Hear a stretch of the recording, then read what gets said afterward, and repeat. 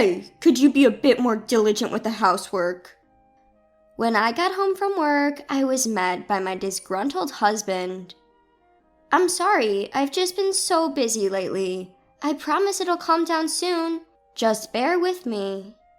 I've been working overtime continuously these past days, so I've barely had time to do house chores when I get home. I manage to do the laundry almost every day, but since it's not appropriate to vacuum late at night, I only quickly vacuum the living room on weekday mornings.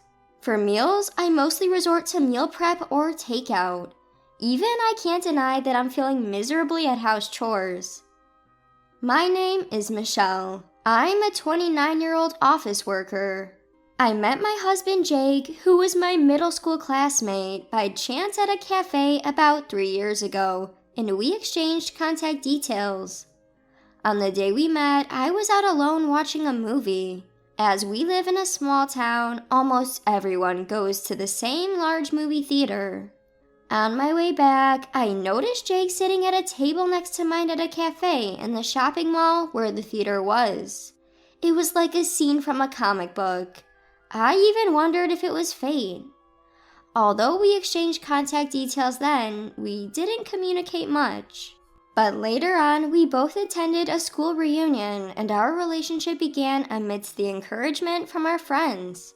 Jake and I got along well in the past, and we still clicked, so he proposed a year into our relationship. Perhaps because we live in a small town where people tend to get married young, I was starting to feel the pressure by my late 20s, so I accepted the proposal immediately.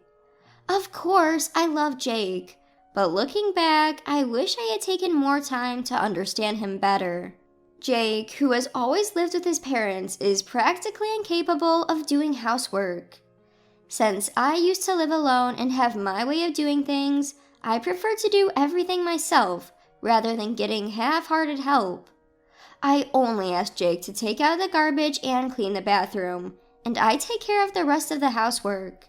But a month ago, I started a busy period at work and began working overtime. A colleague also recently went on maternity leave, so there is even more work than usual during this busy period. As a result, I have less time for house chores, and it seems to annoy Jake. And finally, Jake blew up his frustration. Exhausted, I came home to hear, Michelle, enough is enough. I'm supposed to wear this outfit tomorrow, but you didn't even wash it. All you have to do is throw it in the washer and hang it out to dry. Why can't you do that? I didn't even have time to do the laundry yesterday as I came home late. I didn't have time this morning either, so I was planning to do it when I got home today. And another takeout meal? Today, I worked late again, and when I brought home some takeout, that's what he said. I apologized, but Jake didn't seem to cool down. I mean, seriously, I'm tired too when I come home, and this is how you treat me? Jake sighed heavily as he spoke. Hearing that, I felt my blood boil. Excuse me? Then why don't you help out with the chores a little? As you said, all you have to do is throw it in the washer and hang it out to dry, right? If it's that easy, why don't you do it yourself? And you could bring dinner once in a while, couldn't you? It's not like you're supporting me financially. We're splitting the bills, and I'm doing all the chores you can't do, so stop complaining. Although I blurted it out, part of me felt relieved for speaking up. But of course, Jake didn't feel the same way. Is that how a wife should talk? That comment made me see red again. What do you mean? I would do that if I were a stay-at-home wife. But if I quit my job, wouldn't it be hard to live on your salary alone? We talked about not quitting my job when we married, and you agreed, didn't you? And we also agreed to help each other out when things get busy, didn't we? With that, Jake heaved a sigh. That's so Michelle of you. If you're so keen on working, why not work by yourself? Women really should be keeping the home in order. Unlike you, Michelle, my girlfriend helps with the household chores, keeps the house spotless whenever I visit, and even made a homemade cake last time. At that moment, I froze. Wait, what did you just say? Girlfriend? Who are you talking about? An old flame? Or are you having an affair? While my mind raced with a flurry of thoughts, Jake smirked. You've aged, you know. She's stunning, and what's more, she's the CEO's daughter. Her parents even endorse our relationship, and they asked if I'd be interested in succeeding the CEO. And then, shockingly, Jake produced divorce papers. That's why, fill these out. I'll be leaving tomorrow. Caught off guard, my mind was stuck in disbelief. Hold on a minute. Jake, are you saying you're having an affair? And you're divorcing me to marry your mistress? Jake laughed mockingly. That's right. I'll even pay whatever you want. I'm the future CEO after all. You think I'll just accept this and sign the papers? I retorted, but Jake remained unfazed. So, you want to keep living like this? You think life with me, who has lost affection for you and yourself, worn out by work and chores, is enjoyable? I stuttered, unsure of what to say. He was right, though. Our loveless relationship was only causing stress. I thought about it long and hard, but I grew wary of thinking any more. I responded impassively, fine, but I'll file for divorce once I've sorted things out, like asset division and alimony. I'm too busy with work right now, so you'll have to wait. Jake, looking exasperated, replied, Yeah, always putting work first. I'll leave the papers here. Let me know when you file them. He then left the living room for the bedroom. Some time passed, work settled down, and I found a lawyer through a friend's recommendation. The lawyer, who specialized in divorce, listened to my story, and we decided to demand more alimony than average. I had anticipated Jake to negotiate the price, but surprisingly, he agreed to the amount. Is it really true that he's being considered for the next CEO?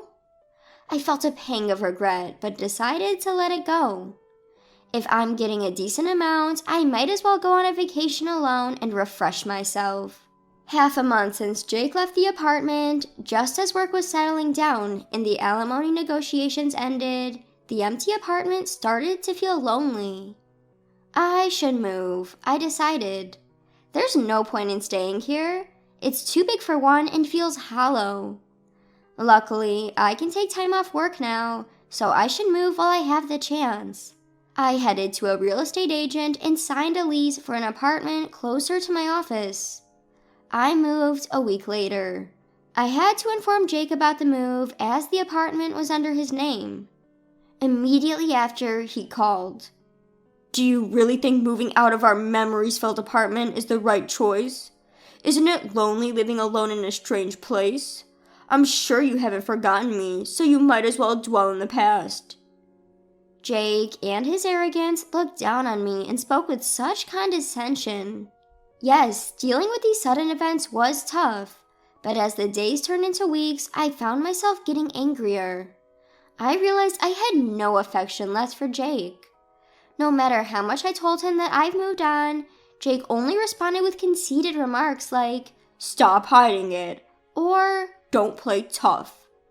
I was so annoyed by the conversation that I firmly said, Could you just pay the alimony soon? Once you do, I can file the divorce papers.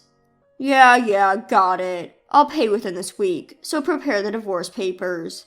My girlfriend's parents say we should live together only after we're officially married, so I'm living in a hotel now.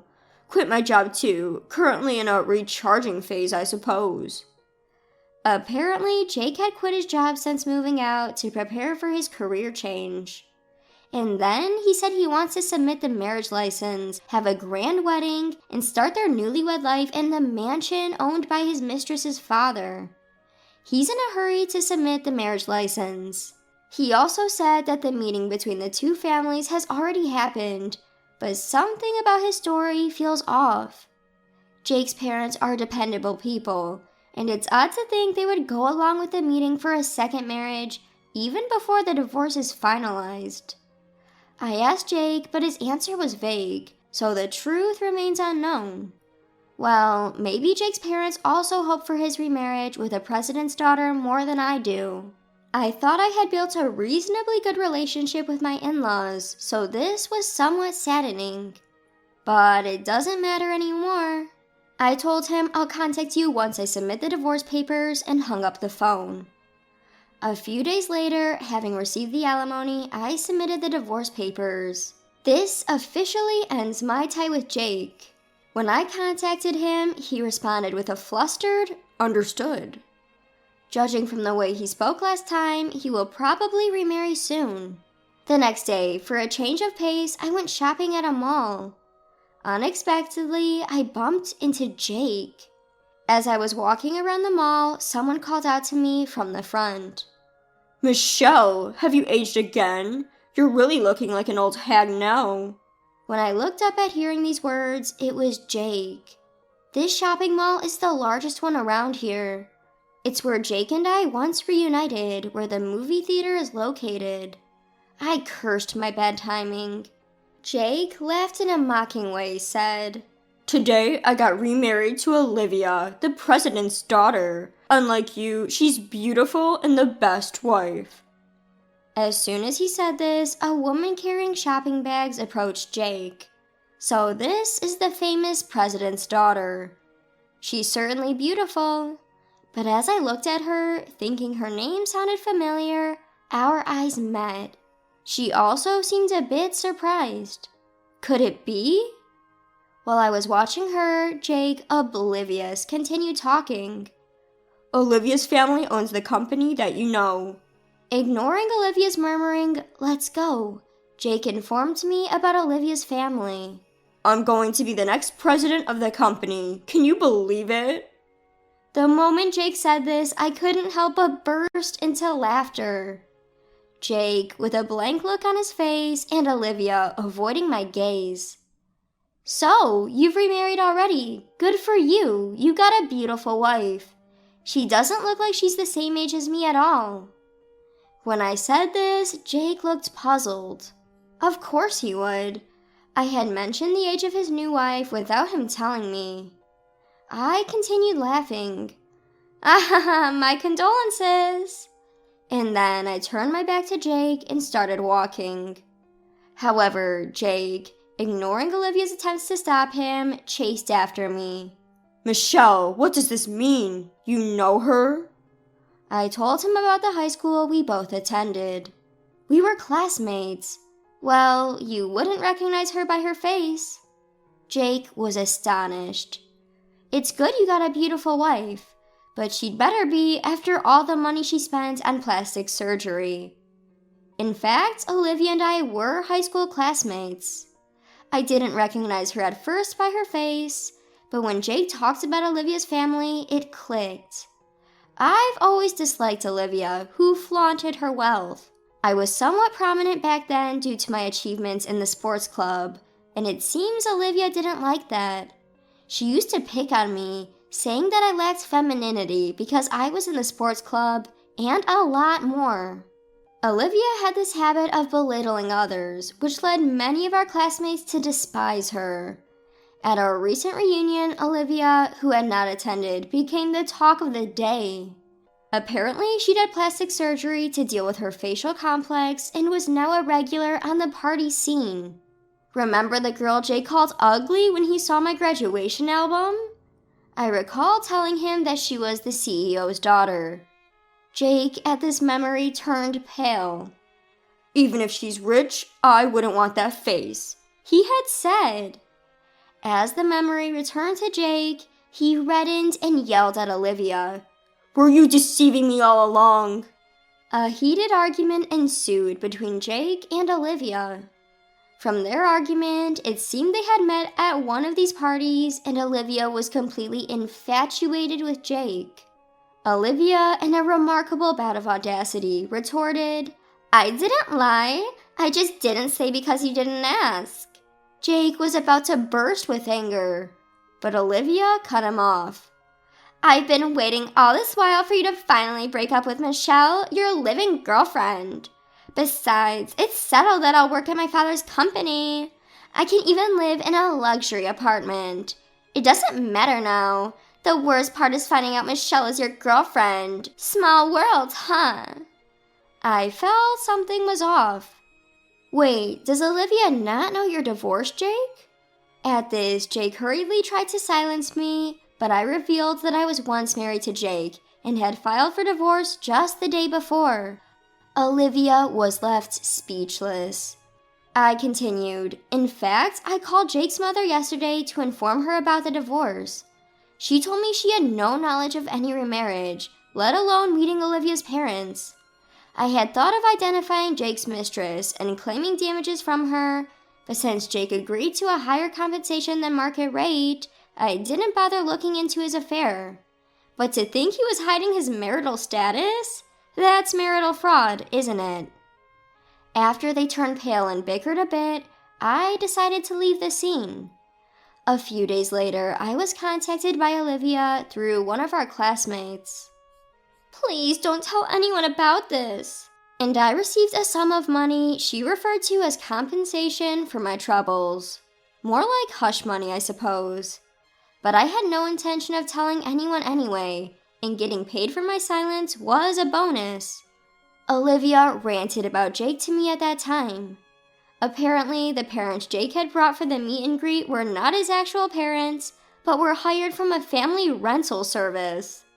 I was surprised such a service existed, but it made me wonder if Jake had wanted to marry Olivia, or if he was just after the CEO's position.